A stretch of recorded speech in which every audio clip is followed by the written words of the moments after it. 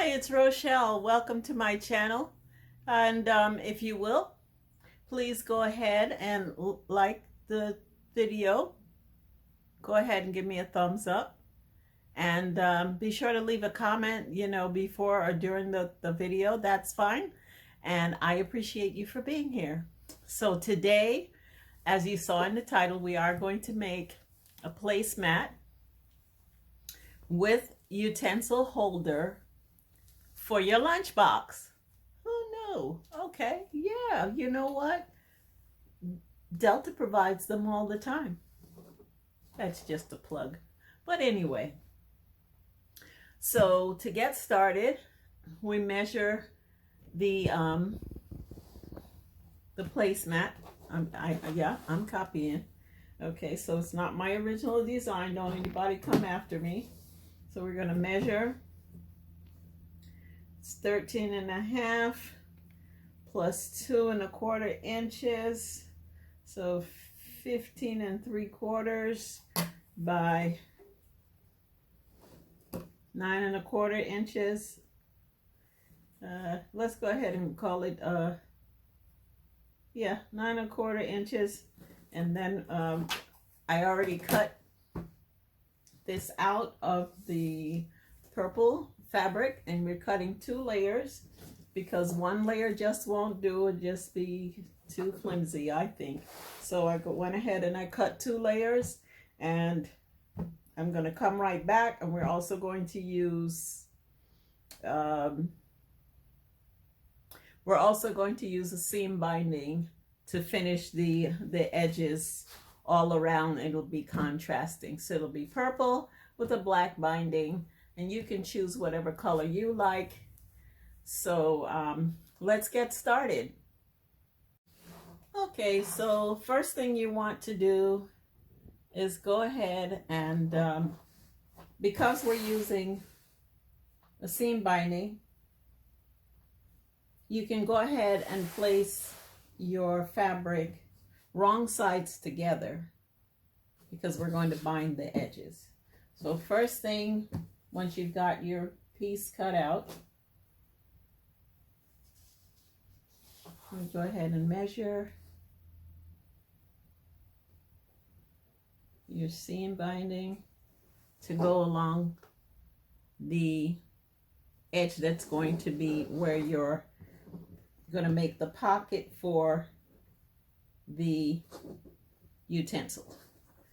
So there you go. Yes, it can be even. It could be a little bit shorter just to err on the side of thickness. And then we're going to pin it down. Oopsie. All right. So then we are going to pin this down along the short edge.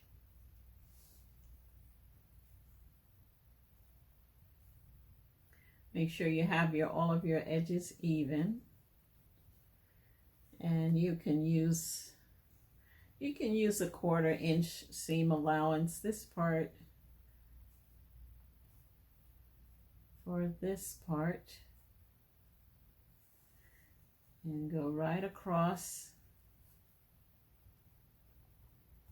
And I chose to use black thread, but if you wanted to, you could contrast the top stitching with the purple or whatever other color that thread that matches your fabric.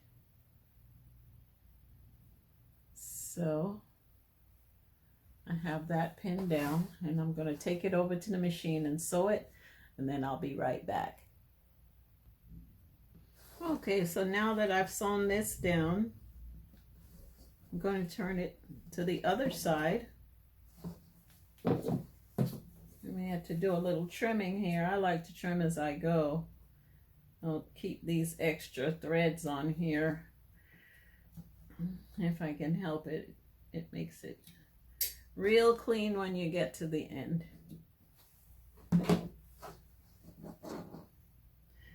not going to trim that off. We're just going to turn this over to this side. You'll see it'll be on both sides. So I'm going to turn this over, pin it down, and then we'll go to the sewing machine and stitch this down in place. I just love this combination of lavender and black together. I think it looks pretty awesome. Yep. So just get there. Make sure you cover the previous stitching that you have there. You don't need to see that when you're done. So I just put a few pins to hold this in place. Give us a little guidance. And I'm going to go over to the sewing machine and stitch it down.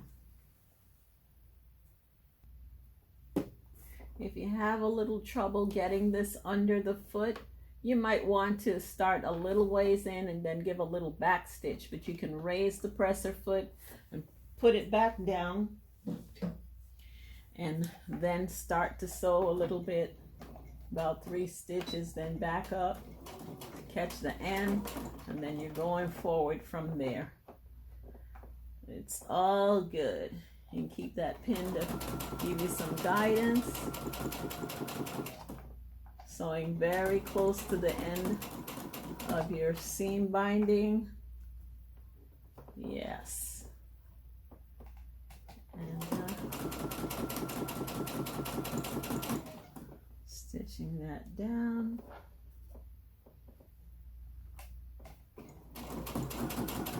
This is another easy project for beginners.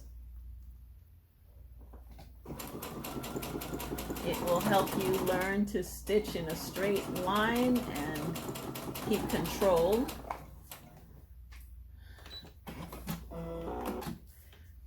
of your stitching. And there you have it. Okay, so now we're going to bind the outer edge on the other 3 sides that are free. But before we do that, we're going to turn this in. We're going to get our pocket, make our pocket for the utensils.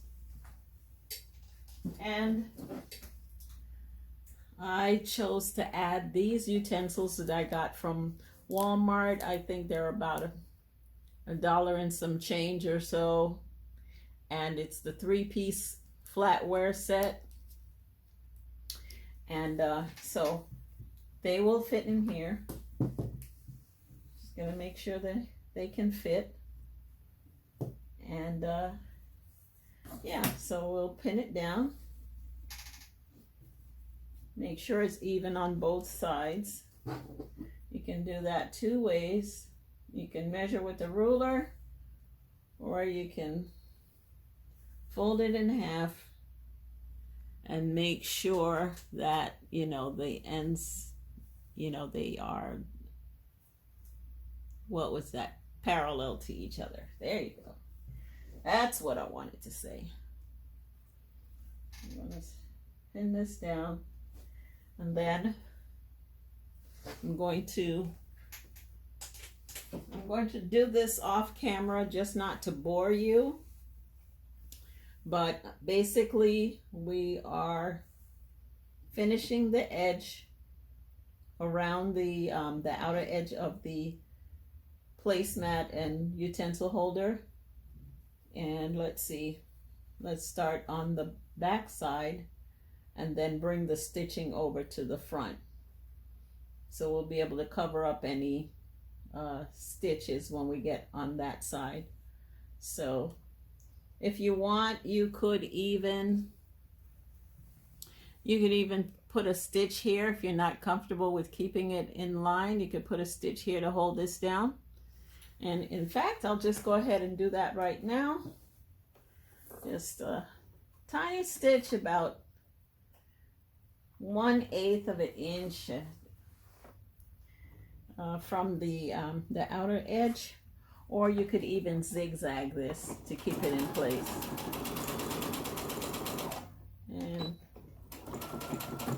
That's all you need. Just a little bit, just enough to keep it in control so that, you know, you don't have the slip and you keep it nice and even. Oops, oopsie. Yeah, I heard that. So before I pick this up, I'm gonna put a pin back in here because my thread has come loose. And you know, when you're sewing, all of these things happen. So it's not gonna be very long.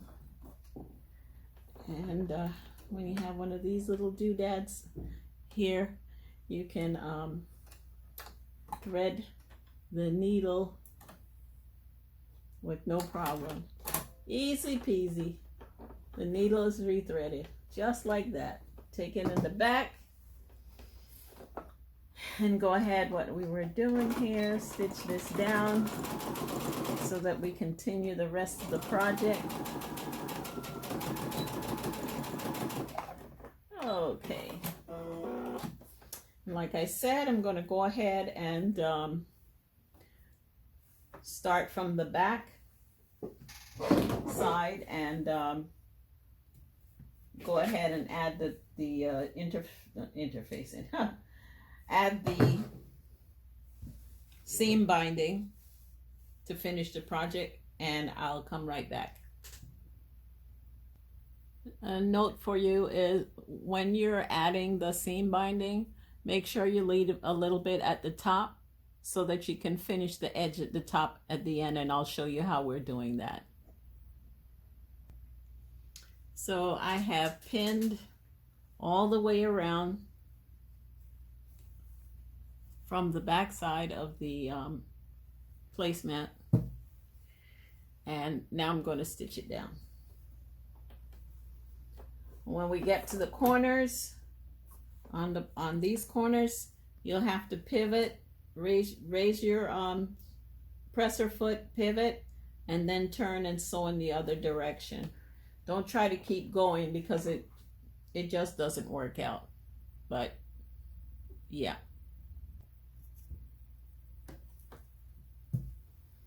So I'm getting close here. I just want to see if I can zoom this in. I don't know if it'll let me zoom. No. Okay. So what you want to do, I've gotten to the corner. I'm going to just use this pin to hold it down. Needle is down. Raise the presser foot. And that's what you call a pivot. Okay, and then put the foot back down, remove that first pin, and then you can continue sewing.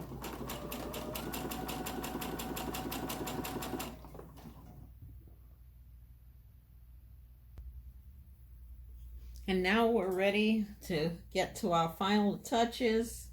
We have our pivot there, so we're gonna, you can either do this, or you can just cut that off because it is going to be kind of bulky. Same thing over here.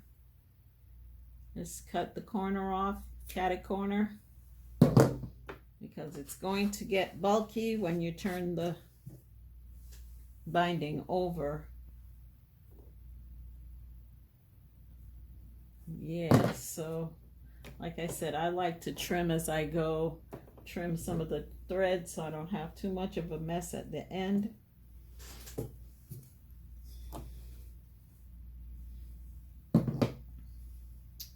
And then we're going to turn these in, and we're going to decide how we want this to look. Do you want to square the corner, or do you want to actually fold the corner? I'm kind of starting in the middle here, but it's okay. We'll get back to it. We're going to do this here too. Oh, yeah, let me get this. So to finish the top corner, I've cut off some of the excess binding from the top, and so we're just going to fold this in And then we're going to fold this over this way. And that's going to finish the top so you don't have any raw edges hanging out there. I'm just going to pin that down, and then we're going to stitch all the way around. When we get to the corner, we are going to envelope those corners. I would say, since we're going to bring this over like this, I'll just pin this in the middle first, and then I'll come over here and we can fold the corner, make that corner fold like a little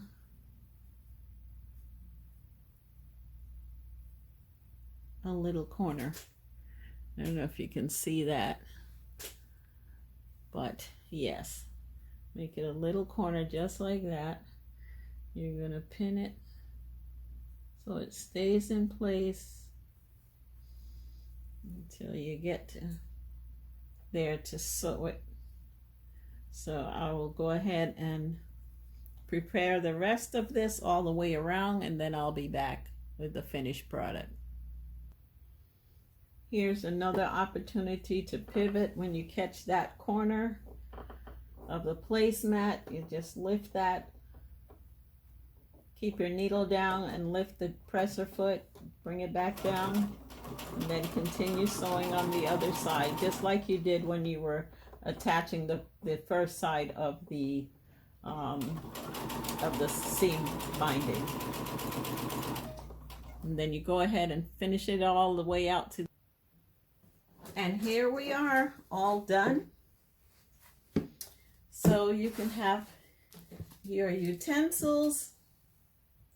Let's just say you had your drink and you put your plate over here, and you're all set to go, ready to have your lunch on a nice clean surface.